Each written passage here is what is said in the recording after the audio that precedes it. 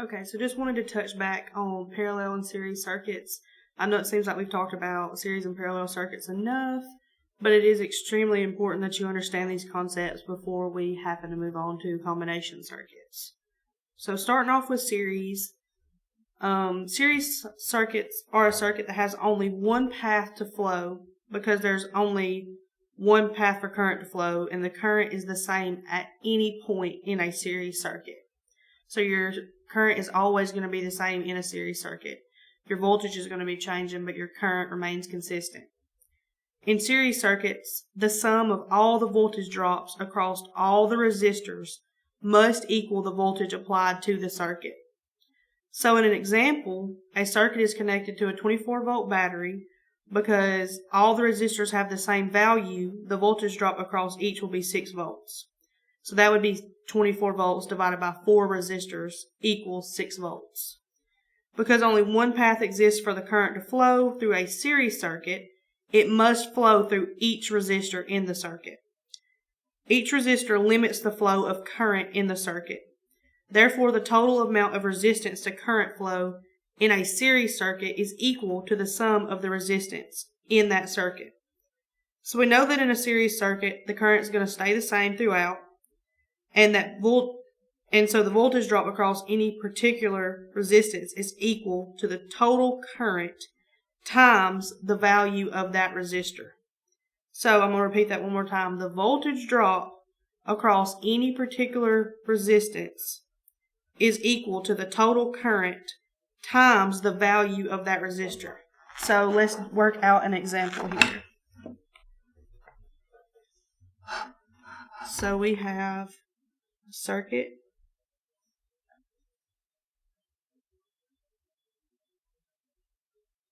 We've got a resistor right here. We've got a resistor right here. And a resistor right here. So your totals are going to be, your voltage total is going to be 120. Your current total is going to be 2 amps. And your resistance total is going to be 60 ohms. So if we're looking for the voltage drop across these resistors, so we've got a 30 ohm resistor. We've got a 10 ohm resistor, and we've got a 20 ohm resistor.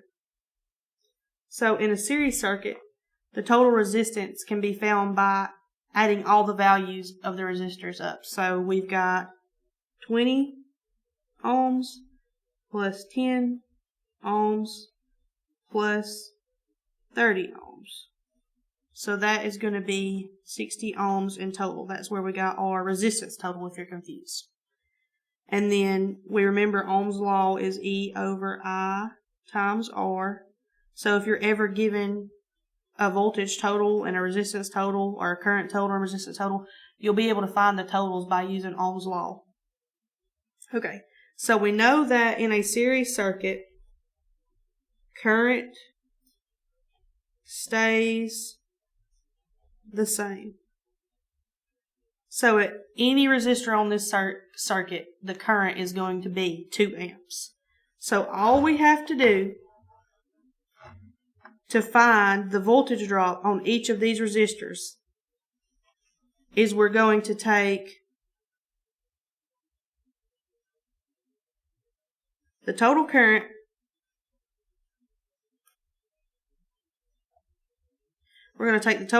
so that is going to be 2 amps times 20 ohms. And that's going to give you 40 volts for that first resistor. So there's your 40 volts. Now we can do 2 times 10 ohms. And that's going to give you 20 volts. So that's your voltage drop through that resistor. And then we're going to take 2 times 30 ohms. And that is going to give you 60 volts. And that's going to be your voltage drop throughout that resistor. And you'll notice that if you add up all of your voltages through each resistor, that you should get your total voltage for that circuit.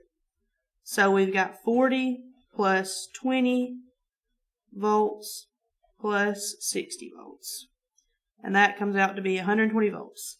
So we've got 2 amps going through the circuit. We've got 60 ohms total. And we've got 120 volts total.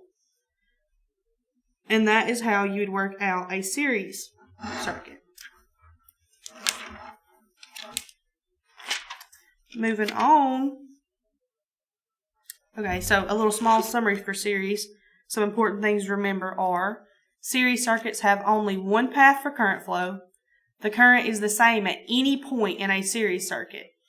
The individual resistors can be added to equal the total resistance of the circuit.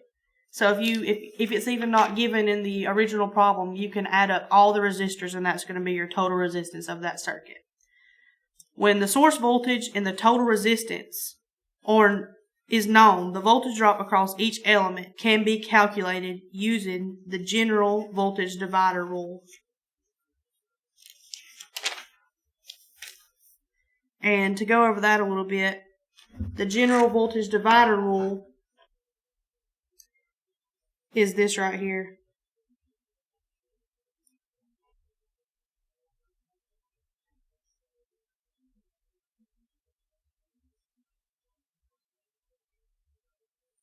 So it is because the current flow through a series circuit is the same at any point in the circuit, the voltage drop across any particular resistance is equal to the total circuit current times the value of that resistor. So we've basically already went over that. So you're going to take the total current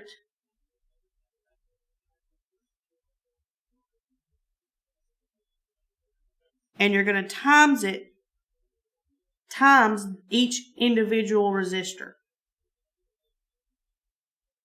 So I'm just going to put individual resistors. So just remember that you can find the voltage for any resistor, the voltage drop for any resistor at any time by taking your total current times that resistor in a series circuit.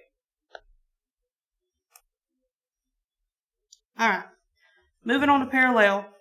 So parallel are circuits that have more than one path for current to flow. You'll notice that in parallel circuits, the voltage is going to stay the same throughout the circuit, but the current is going to change. Whereas in a series circuit, the current stays the same, but the voltage changes. So it's the exact opposite of a series circuit. If a parallel circuit is to be traced, you would be able to see that each resistor is connected directly to the power source.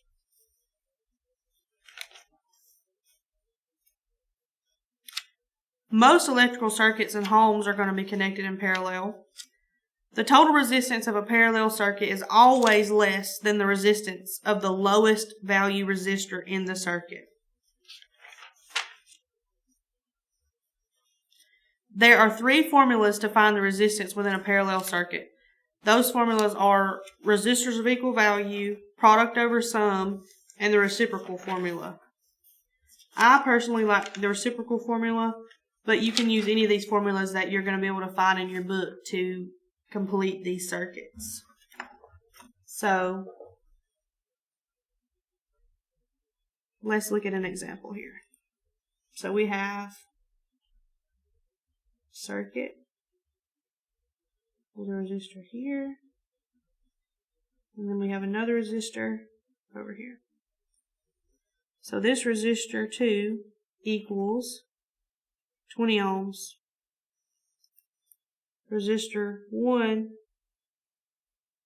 equals 20 ohms. But your resistance total is 10 ohms. So why do we think that? So the formula for this would be your resistance total is going to equal your resistor 1 times resistor 2 over resistor 1 plus resistor 2. So if we do 20 ohms times 20 ohms over 20 ohms plus 20 ohms, we get 20 times 20 is 400 ohms, and then 20 plus 20 is 40 ohms. And 400 divided by 40 is 10 ohms.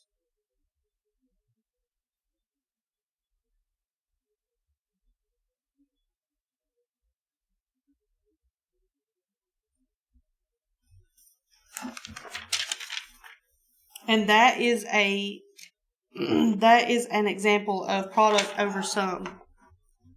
Now, if we want to work out the reciprocal formula, we'll go over an example of that as well. Just let me get this cleared off.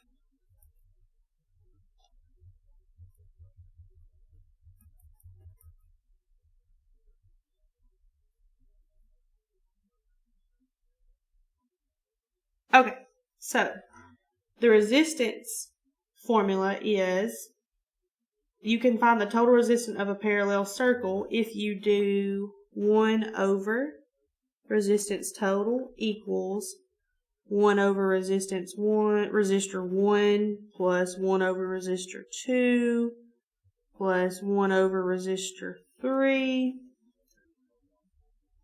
and plus 1 over resistor N. So let's do an example here. So you're just taking the reciprocal of these resistors here. So we have a circuit, has a resistor here, a resistor here, and a resistor here.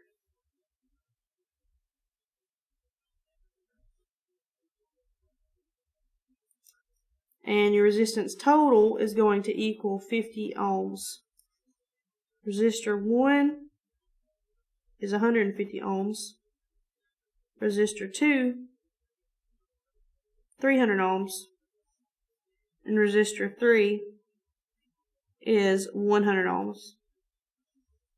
So what we're going to do is, our formula is going to be, resistance total is going to equal 1 over the reciprocal of all of these resistors.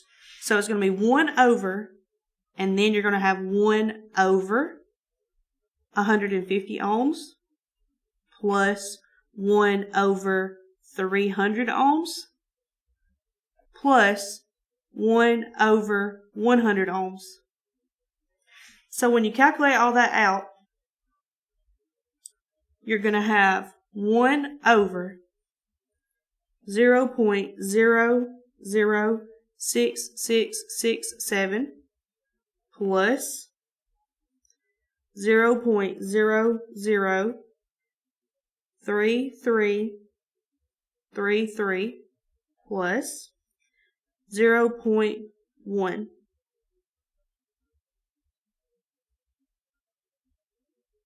Okay. And we're going to time all that times 1 over that resistance. So it's going to be 1 over 0.02. So that is how you get to your resistance total of 50 ohms. All right.